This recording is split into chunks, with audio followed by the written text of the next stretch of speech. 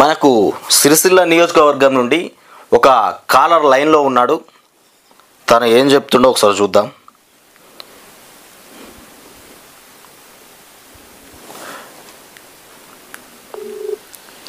Hello అన్న, నమస్తే. చెప్పండి. చెప్పండి. ఎవరు? మీరు ఇంతకుముందు చేసినారు కదా, QV9 న్యూస్ ఛానల్కి ఫోన్ చేసినారు కదా. సార్ చెప్పండి, అసలు ఏంది మీ ప్రాబ్లం, ఏంది, ఏం చెప్పాలనుకుంటున్నారు? సిరిసిల్ల పని నడతలేదు. ఏం పని? సాంచాల పని. సాంచాలు మొత్తం ఆగిపోయినాయా? ముగ్గురు ఆగిపోయినాయి, పని లేదు. మా కొడుకు చదువుకున్నాడంటే జాబ్ లేదు. బాగా ఇబ్బంది ఏర్పడుతుంది. ప్రభుత్వం చేస్తా అంటే ఇది అంత పూర్తి ఉన్నది. ఏది కాంగ్రెస్ ప్రభుత్వం వచ్చిన తర్వాత రాతలన్నీ మారిపోతాయి అంటే ఇది కూడా అట్లే ఉన్నది. ఇది అంతే ఉంది, అది అంతే ఉంది, ఇది అంతే ఉంది. ఎక్కడి నుండి చేస్తున్నావు అన్న నువ్వు? సిరిసిల్ల. సిరిసిల్ల ఎక్కడ ఉంటారు మీరు? సిరిసిల్లలో? సిరిసిల్ల ఉంటాం, శాంతినగర్. ఓకే ఓకే, చెప్పండి. ఇంకా ఇక అప్పుడు చదివిపిస్తా అంటే ఇబ్బంది ఉండే. చదివిపించినప్పుడు కేటీఆర్ ఇదా ఆ కాడ నుంచి ఈ కాడకి మార్పితే అది చదువు అయిపోయింది, బీటెక్ అయిపోయింది. మీ కొడుకు ఏం చదువుతుండు ఇప్పుడు? బీటెక్ అయిపోయింది 3 సంవత్సరాలు. దానికి ఎవరు సహకరించిండు? కేటీఆర్ సహకరించిండ్రా? వికారాబాద్ లో పాటకి చేసిండు. వికారాబాద్ లో? వికారాబాద్ మా డబ్బులు పంపాలంటే మాకు తగ్గిపోండే. ఇక తెలుసు ద్వారా 3 సార్లు సార్ కలిస్తే అక్కడ నుంచి అగ్రహం ట్రాన్స్ఫర్ చేసిండు సార్. అటు ఇటు అయింది. ఆడితే మళ్ళా హైదరాబాద్ మావేర కాలేజీ చదివిండు, బీటెక్ చేసిండు. ఇది చేసింది ఎట్లా కట్టపడి చదివితే ఇప్పుడు రూపాయి మన దగ్గర నాకు ఇబ్బంది అయితే, కాలు నొప్పి అయింది. నా పని లేదు, ఆయన పని బాగా ఇబ్బంది ఏర్పడుతుంది. ఏమనుకున్నారు ఇప్పుడు? రేవంత్ రెడ్డి ప్రభుత్వం ఏర్పడింది, మనకు జాబ్లు వస్తాయని మీరు అనుకున్నారు మొత్తం మీద? ఇక అనుకున్నది కానీ అది అనుకున్నది కాదు, ఇది అంతకన్నా ఈయన ఉన్నది. ఇప్పుడు ఎట్లా? ఇప్పుడు మరి కేసీఆర్ ప్రభుత్వం బాగుండేనా, ఇప్పుడు రేవంత్ రెడ్డి బాగా అనిపిస్తుందా? మరి మీకు ఏ ప్రభుత్వం బాగా అనిపిస్తుంది పరిపాలన?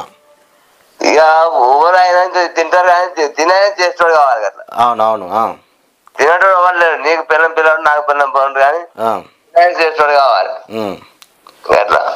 ఇప్పుడు ఎలాంటి సాంచలు ఎందుకు నడుస్తలేవు? సాంచలు బంద్ అయిపోయినాయా?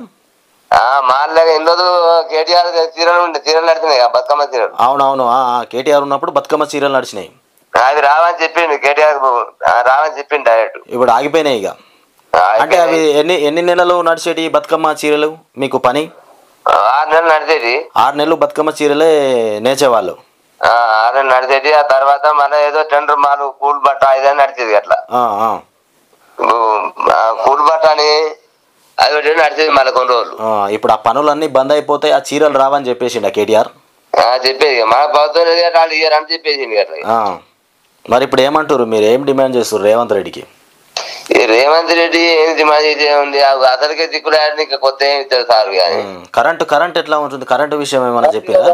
కరెంట్ పోతుంది. మొన్న పొద్దుగాల 9 గంటలకు పోతే 3 గంటలకు వచ్చింది. పొద్దున 9 గంటలకు పోతే 3 గంటలకు వచ్చింది. అప్పుడు మీకు మన కేసీఆర్ ఉన్నప్పుడు ఎట్లా ఉండే? కరెంటు బాగానే ఉండేనా? కరెంట్ ఉండే. సారు చేసిన అవునవును.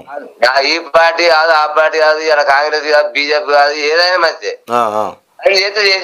పని చేస్తే చేసిందని చెప్పాలి. ఏ పార్టీ అన్నా కూర్చోదు పని చేస్తే కావాలి. మీ పేరేంది? మీ పేరేంది? అట్లా. నీ పేరేందన్నా? సత్య సార్. సత్యనారాయణ. ఎట్లా మరి మీ కొడుకు ఇప్పుడు చదువుకుంటుండా, బంద్ చేసిండా? ఏ సంవత్సరం ఆ జాబ్ ఈ జాబ్ పడతానంటే హైదరాబాద్లో ఉంటాడు. ఎంతమంది నీకు కొడుకులు? ఒకడే కొడుకు. జాబ్ కోసం వెయిట్ చేస్తా ఉన్నాడు. ఈ జాబ్ ఆ జాబ్ అనుకుంటే చూస్తే ఇవాళ ఇప్పుడు పడతాయి అనుకుంటే ఇప్పుడు కూడా పడట్లేదు. అది వదులు కూడా అప్పులున్నాయి, అప్పులున్నాయి, అలా అడుగుతారు, ఇల్లు ఆడుతుంది. ఇప్పుడు మీరేమనుకుంటారు మరి? రేవంత్ రెడ్డి జాబ్లు వేస్తాడు అనుకుంటురా ఈ త్వరలో? ఏది రేవంత్ రెడ్డితో కాస్తారు. రేవంత్ రెడ్డితో కాని పని అంటారా? హరీష్ రావు చెప్తుండు కదా, మరి హరీష్ రావు కూడా చెప్తుండు రాజీనామా చేసి రేవంత్ రెడ్డి మేమే కూర్చుంటాం అధికారంలో. చెప్పండి. కాంగ్రెస్ రాదనుకొని ఏదో హామీలు ఇచ్చారు వాళ్ళు. కాంగ్రెస్ రాదనుకొని ఓటి రానిపోని హామీ ఇచ్చారు. ఏదో రావాలని ఇచ్చారు కానీ అది వచ్చింది, అలా అదృష్టం మంచి వచ్చింది. కానీ వస్తుంది అనుకొని ఇచ్చిన హామీలు కాదంటారు ఇవి. అలా సార్ ముఖ్యమంత్రి మనస్తాది చెప్పాను, అది కాని పని కానీ వచ్చినందుకు ఏదో కష్టపడి తీర్చుకోవాలి కానీ వాళ్ళు చేసుకున్న పొజిషన్ లేదు.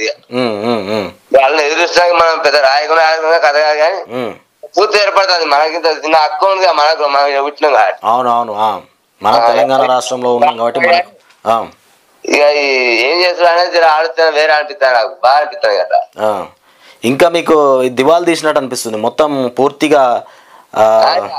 రాదన్న నమ్మకం లేదు, నమ్మకం అనేది లేదు, చచ్చిపోయింది కదా. ఇక మొత్తం పని చేసుకోవడానికి ఉపాధి అనేది మనకు దొరకది అనేటువంటి ఆలోచన వచ్చేసింది. ఇక దొరకది పిల్లలకి పని లేకపోయినట్టు బాగా మనసు చెందింది పూర్తిగా. అప్పుడు కేసీఆర్ అంటే బీఆర్ఎస్ పార్టీ అధికారంలో ఉన్నప్పుడు జర ధైర్యం ఉండేనా మీకు? ఆశ ఉండే. ఇప్పుడు పూర్తిగా ఎలాంటి ఆశ లేకుండా పోయింది. ఆశ లేకుండా పోయింది, ఏం చేయాలని అర్థం. ఎట్లా మరి అక్కడ అంతా ఏమంటున్నారు? ఆ సాంచలన్నీ ఆగిపోయినాయి, వాళ్ళందరూ మరి ఏమనుకుంటున్నారు? వాళ్ళందరూ ఏం చేద్దాం అనుకుంటున్నారు?